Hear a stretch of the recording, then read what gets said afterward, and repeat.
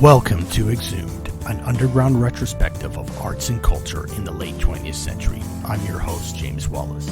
Tonight, we're going to see the impact that Brix Smith would have on the fall.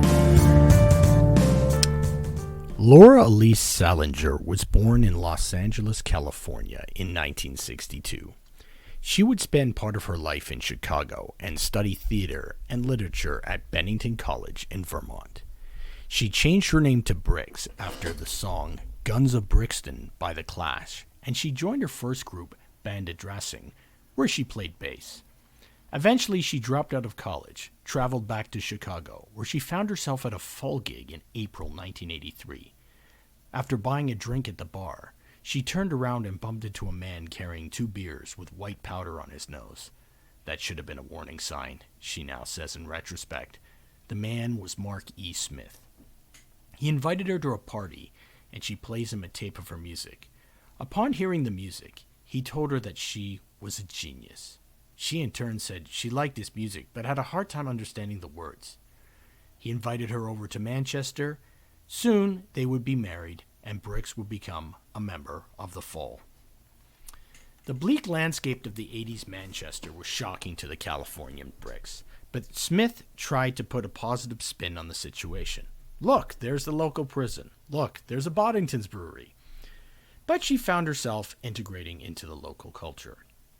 She was able to make some musical contributions to the Perverted By Language album and made appearances for the videos for Eat Yourself Fitter, Wings, and Kicker Conspiracy. The album did have the same dirgy sound on most of the tracks, but the opener, Eat Yourself Fitter, is filled with humorous observation over a frantic rockabilly rhythm.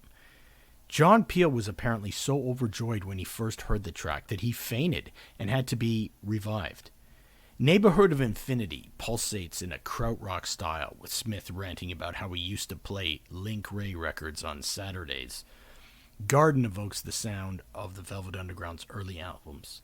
On the track Hotel Bladel, Brix provides lead vocals along with the band, additional violin, and of course Smith's narration.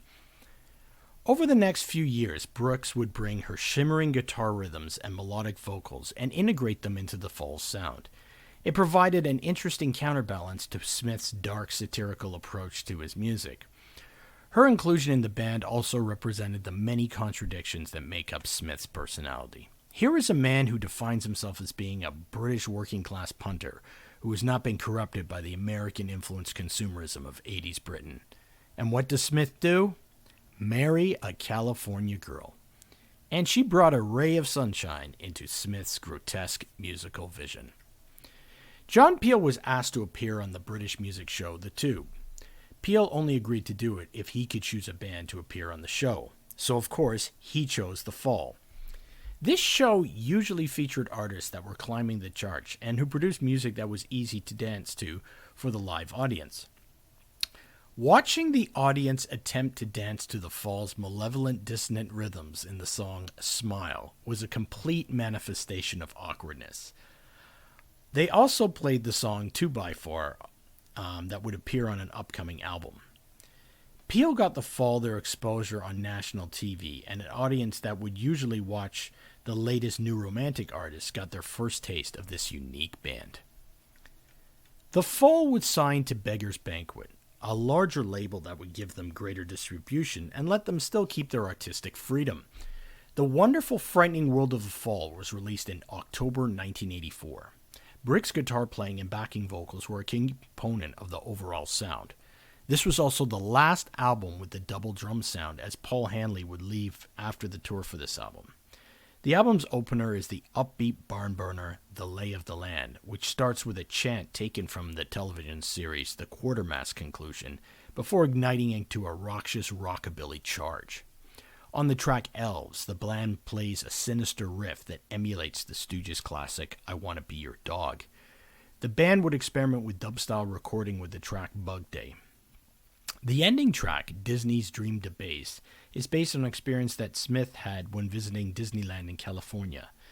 Smith felt very uncomfortable after getting off one of the rides and decided that the ride was evil. Later that day, a woman ended up getting decapitated on the ride. The song's surprising mellow tone supports Mark's grotesque description of the day's events. A bloody corpse with people dressed as Disney characters trying to comfort people. The recording of the album was an intense experience. It was recorded live in the studio at high volume, and according to producer John Leckie, Mark would have a can of Special Brew, vodka, and a line of speed going at 11 in the morning just to start the day. This album was the first among 3 albums on Beggar's Banquet that are considered to be among the fall's best. The follow-up album, This Nation's Saving Grace, was recorded in June-July 1985 and was again produced by John Leckie. The band was down to one drummer, and bassist Stephen Hanley went on a 4-month paternity leave and was replaced by Simon Rogers. Smith was happy with the production on this album, as he felt there was more emphasis on the drums and bass, creating a wall of sound. The album begins with the creepy instrumental Mansion, before Mark declares, "All those who mine entitle themselves, and whose main entitle is themselves, shall feel the wrath of my bombast." This track, Bombast, grabs the listener's attention with heavy riffs, and Smith occasionally singing through a megaphone. On the repetitive "What You Need," Smith suggests that what people need is a little Iggy Stooge. The first side ends with the track L.A. This track incorporates electronic music which pulsates while Smith makes cynical observations about the famous city. Over time, the band would integrate more use of synthesizers and samplers into their music.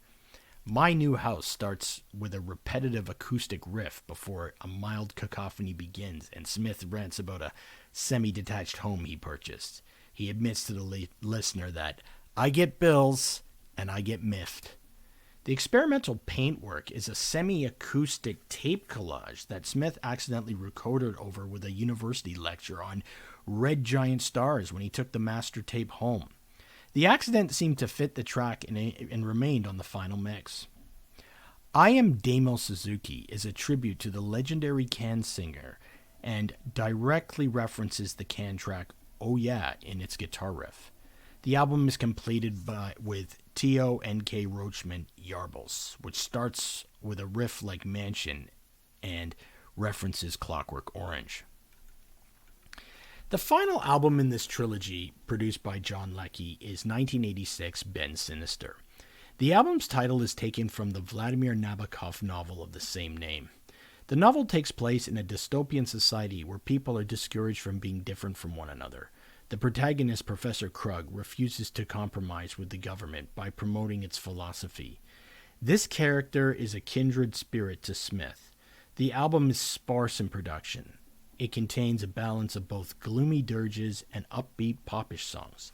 The dark songs are the opener R.O.D., the bass-heavy Gros Japel British Grenadiers, Riddler, and Autotech Pilot.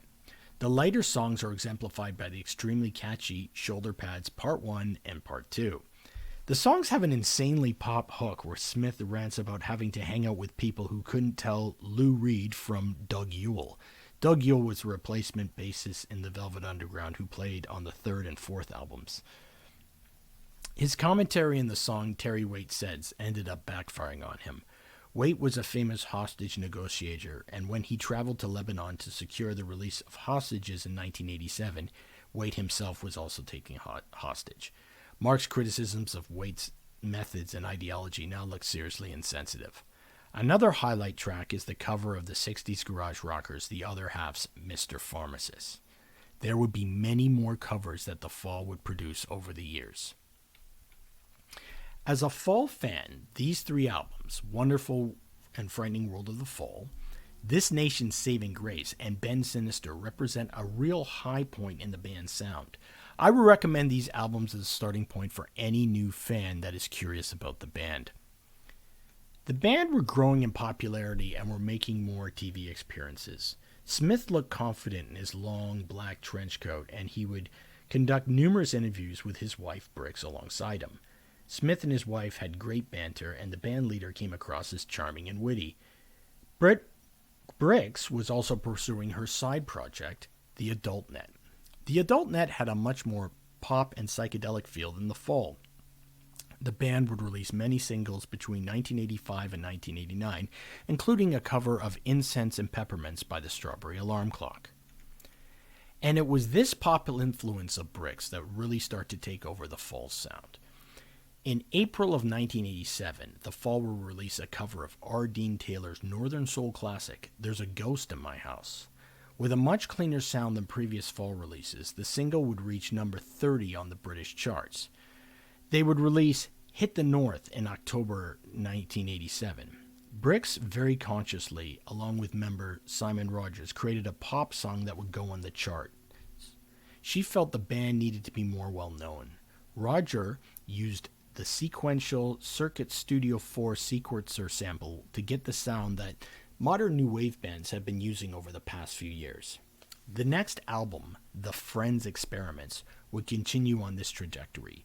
Even though Mark's sardonic personality was still present, the technopop atmosphere alleviated some of the darkness. Soon after, the Fall would release their cover of the Kinks classic Victoria, which reached number 35 on the charts. Smith's mom would call him and tell him that she saw Elton John said that he liked the Fall because it was rock and roll. Smith felt at that moment he must be doing something wrong. So Smith decided to collaborate on a ballet with Scottish dancer Michael Clarke. Clarke had used the Fall's music to dance to in his fictionalized biographical film, Hail the New Puritan. Smith came up with the idea of creating a soundtrack to a ballet that would be performed live. The whole concept was based on the 300th anniversary of William of Orange coming to the throne. The song New Big Prince references the 1982 song Hip Priest from the album Hex Induction Hour. Smith would do a rendition of Blake's Jerusalem. The title was a direct reference to Vilgot's Schloman erotic films I Am Curious Yellow and I Am Curious Blue. But he called it I Am Curious Orange. The music was turned into an album and a live performance with the ballet, and it did happen at the Edinburgh Festival. The audience was a mixture of ballet and rock fans. The performances had its fair share of absurdities. Brix riding across the stage on a giant burger, rock fans shocked by Michael Clarke doing ballet movements in an outfit that exposed his buttocks, ballet fans plugging their ears to keep out the cacophony of the Fall. But the upper classes were beginning to heap praise on the Fall, and Smith wanted no part of their praise. Getting write-ups in elite newspapers went against his ethos of being a working-class artist. But there were serious issues going on behind the scenes. Smith was becoming more dependent on speed and alcohol. His marriage to Brix began to crumble. Even though she wrote many of the songs on I Am Curious Orange, she was excluded from the writing credits. The couple grew more distant, and eventually Smith would be unfaithful to Brix. In 1989, she left him. In her eyes, Mark had become a complete irrational drunk. Brix would go on tour with the Bangles and become romantically involved with violinist Nigel Kennedy, audition for the band Hole, and become involved in the fashion business. She has her own band, Brix and the Execrated, that played both Fall covers and original songs. The departure of Brix would lead the Fall on a turbulent journey throughout the 90s. Tune in next episode to see the Fall go through destruction and redemption. I'm James Wallace.